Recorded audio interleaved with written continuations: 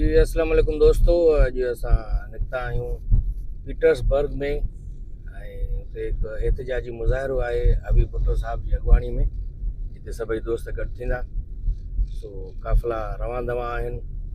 पुॼंदासीं उते पीटर्सबर्ग में जेका पंहिंजी असां प्रेस क्लब ठाही आहे। हितां जा जेके सहाफ़ी आहिनि हिते रहनि था, सिंध मां जेके आया आहिनि, उन्हनि पंहिंजी गॾियल कोशिशुनि सां हिते हिकिड़ी प्रेस क्लब ठाही आहे, जंहिंमें तमामु सीनियर सहाफ़ी, तज्ज़िया निगार, एंकर पर्सन ऐं सुञाण दोरियूं उन में शामिल आहिनि। सो हाणे असां पीटर्सबर्ग तरफ़ रवां दवां आहियूं। उते पहुची करे सभिनी दोस्तनि जा वीचार बि तव्हांखे ॿुधायूं था ऐं एहतिजाजी मुज़ाहिरो जेको थींदो गनी अमान चांडियो खे जेको खंभे खणी गुम कयो वियो आहे, सो उनजी आज़ादीअ जे लाइ, उनखे बाज़ियाब कराइण जे लाइ अमेरिका में एहतिजाज कयो वेंदो। अॼु तव्हांखे उहो अॼु ॾेखारींदासीं। गनी अमान चांडियो खे, सरमन मीरानी खे, क़ौमी कारकुननि खे, गनी अमान चांडियो खे, सरमन मीरानी खे, सोहेल भट्टी खे, एजाज गाओ खे, सभिनी क़ौमी कारकुननि खे, खंभे कयल क़ौमी कारकुननि खे, ही दहशतगर्दी, ही दादागीरी,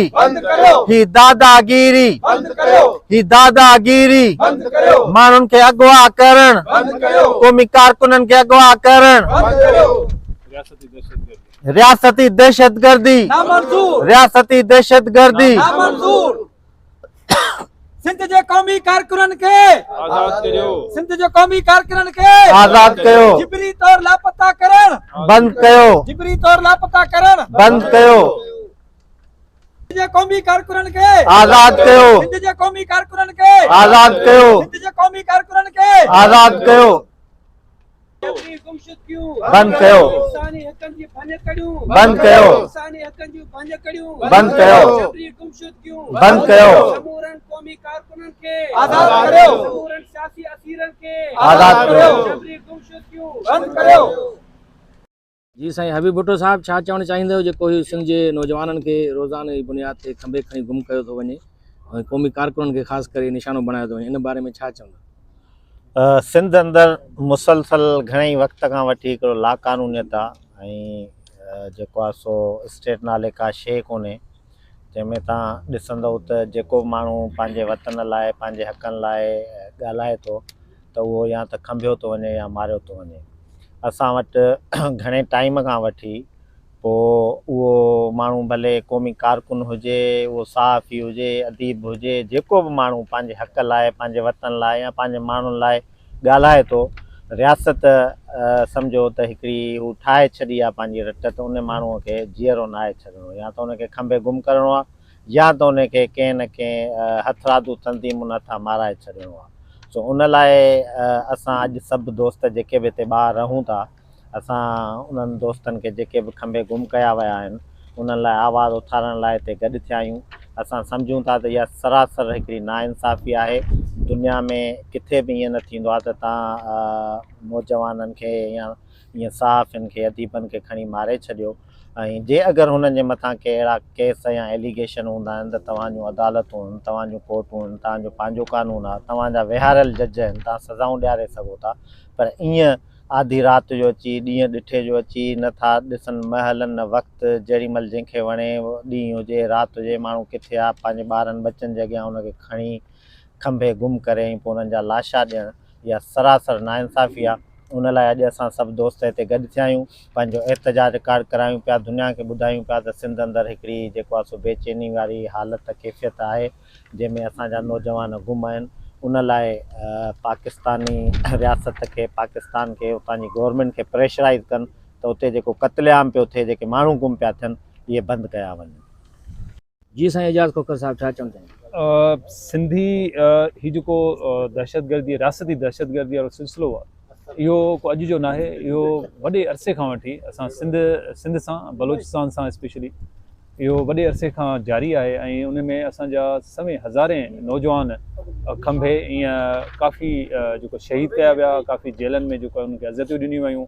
ऐं जॾहिं मुल्की सतह सिंध सतह ते ऐं दुनिया बैनुल अक़वामी सतह ते आवाज़ु उथारियो त कुझु माण्हुनि खे ज़ाहिर कयो वियो ऐं उन में केतिरनि खे मारियो वियो तशद्दुद ज़रिए। ऐं हींअर उहो सिलसिलो अञा ताईं जारी आहे। हींअर ताज़ो जेको गनी अमान असांजो नौजवान जेको तमामु हिकु शऊर रखंदड़ नौजवान आहे, तमामु पढ़ियल लिखियल नौजवान, उन्हनि खे गुम कयो आहे। उन सां गॾु ॿियनि असांजे क़ौमी कारकुननि खे, सिंधी नौजवाननि खे गुम कयो आहे। ऐं इहो सिलसिलो सिंध ऐं बलोचिस्तान सां इहो रवैयो जेको रियासत जो आहे उहो वॾे अरसे खां जारी आहे। ऐं जेके यानी अदालतुनि में त का शइ ॿुधनि ई कोन था हू, छाकाणि अदालतूं बि हुनजे मातहत आहिनि, मीडिया हुनजे मातहत आहे, जेके बि इदारा आहिनि हुनजे मातहत आहिनि, हू कंहिंजी हू ॿुधनि कोन था। बैनुल अक़वामी सतह ते जेके आवाज़ु उथारियो थो वञे उहो चाहे पाकिस्तान में जेके शयूं थी रहियूं यानी इवन इलेक्शन जे हवाले सां जेके इंटरनेशनल रिपोर्ट्स आयूं आहिनि उहे बि रियासत जे अगेंस्ट आहिनि। उन जे बावजूदि न त असांजे जेको सिंध में, न उन मुल्क में, न ई बैनुल अक़वामी सतह ते उन ख़िलाफ़ का कार्रवाई या उन ते उनजो आवाज़ु ॿुधो थो वञे। सो ज़रूरत इन शइ जी आहे त बैनुल अक़वामी सतह ते जेके ह्यूमन राइट्स फोरम्स आहिनि उन्हनि ते ऐं बैनुल अक़वामी इदारा यूनाइटेड नेशंस में जेके इंसानी हक़नि जे हवाले सां फोरम आहे या ॿिया जेके बि इंसानी हक़नि जे तंज़ीमूं आहिनि उन्हनि खे असां अपील था कयूं त पाकिस्तान जी रियासत तरफ़ां जेके ज़ुल्म ऐं तशद्दुद ऐं माण्हुनि खे गुम करे मारण जो सिलसिलो जेको मुसलसल जारी आहे उन ते उन्हनि फोरमनि ते आवाज़ु उथारियो वञे ऐं हीअ जेका ह्यूमन राइट्स जी वायोलेशन थी रही आहे उन ते पाकिस्तानी रियासत सां फौरी तौर ते राब्तो करे इहे शयूं बंदि करायूं वञनि। जेकॾहिं इहो सिलसिलो जारी रहियो त बिल्कुलु हू ज़ुल्म करे रहिया आहिनि, माण्हुनि खे दॿाए रहिया आहिनि, माण्हुनि जो आवाज़ु दॿाए रहिया आहिनि, पर इहो घणो वक़्तु सस्टेन हिन जो करे न सघंदो। अहिड़ियूं तहरीकूं दुनिया में तव्हां ॾिठियूं हूंदियूं जेके इहे तहरीकूं पोइ अॻिते हली पोइ हुननि जे रियासत जी ॻिची में पवंदियूं न। ऐं इहो न थिए त जीअं हिननि खां अधु मुल्क पहिरें खसिजी चुको आहे ऐं इहा अॻिते हली इहा सूरत जेका आहे जारी रखियो वेठा आहिनि त हिननि खां बाक़ी जेको मुल्क जो अधु हिसो आहे उहो बि हिननि खां खसिजी वञे। साईं काफ़ी दोस्तनि ज़िक्र कयो, ॾिसो पाकिस्तान जेको आहे उहो 1973 जे आइन जे तहत ठहियलु आहे ऐं जेकॾहिं आइन खे आइन जे मातहत जेके इदारा आहिनि उहे ई न मञींदा ऐं उन आइन जे ख़िलाफ़ु वञी क़ौमी कारकुननि खे, सहाफ़ियुनि खे या जेल जो बि मौक़ुफ़ उन्हनि सां मैच नथो करे, उनखे जेकॾहिं हू अगवा कंदा, उन जे लाशा उछलाईंदा, त मुंहिंजे ख़्याल में इहो ख़ुदि उहो कमु कनि पिया जंहिंजे ख़िलाफ़ु हू चवंदा आहिनि त भई असां रियासत दुश्मन जेके माण्हू आहिनि उन्हनि खे असां न छॾींदासीं, या असुल त कमु हू पाण कनि पिया। सो ॾिसण जी ॻाल्हि आहे, अकुल जी ॻाल्हि आहे, सम्झण जी ॻाल्हि आहे त इहो रवैया कंहिं बि रियासत खे मज़बूत न कंदा आहिनि बल्कि उनखे कमज़ोर कंदा आहिनि। क़ौमी कारकुननि खे आज़ाद कयो। जी साईं। जबरी तौर लापता अफरादनि खे रियासत जो मतिलबु इहो आहे त उहा हिकिड़े आइन कानून जे पासदारी करे उन तहत हले। जेकॾहिं उहा उन ते अमल न कंदी त रियासत न सॾाइबी बल्कि जंगल जो कानून हूंदो।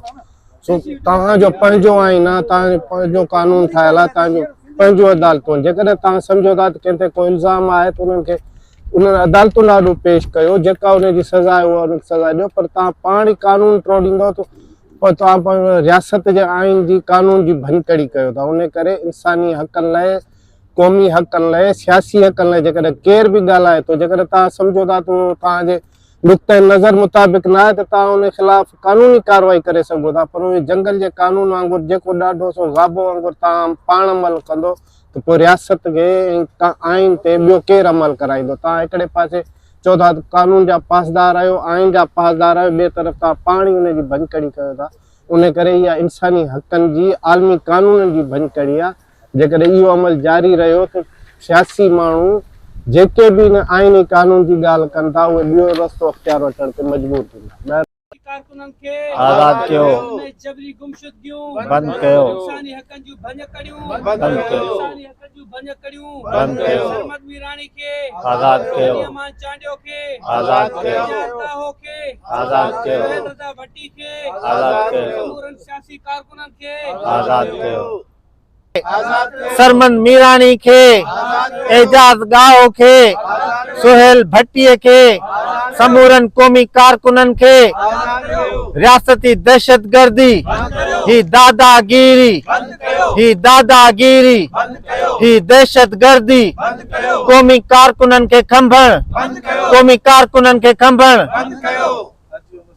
सिंध जे क़ौमी कारकुननि खे आज़ाद कयो जिबरी तौर लापता करण बंद कयो जिबरी तौर लापता करण रद्द कयो सिंध जे क़ौमी कारकुननि खे आज़ाद कयो सिंध जे क़ौमी कारकुननि खे आज़ाद कयो सिंध जे क़ौमी कारकुननि खे आज़ाद कयो सिंध जे क़ौमी कारकुननि खे आज़ाद कयो नामंजूर नामंजूर नामंजूर नामंजूर नामंजूर दहशतगर्दी नामंजूर नामंजूर नामंजूर दहशतगर्दी नामंजूर ही गुंडागर्दी बंद करियो ही दहशतगर्दी बंद करियो ही गुंडागर्दी बंद करियो सिंध सिंध में माण्हू मारण बंद करियो अगवा करण बंद करियो क़ौमी कारकुननि खे अगवा करण बंद करियो क़ौमी कारकुननि खे अगवा करण बंद करियो सभिनी क़ौमी कारकुननि खे आजाद करियो सभिनी क़ौमी कारकुननि खे आजाद करो कारकुनों को आज़ाद करो सिंध के कौमी कारकुनों को आज़ाद करो जिबरी तौर लापता अफराद को आज़ाद करो जिबरी तौर लापता अफराद को रिहा करो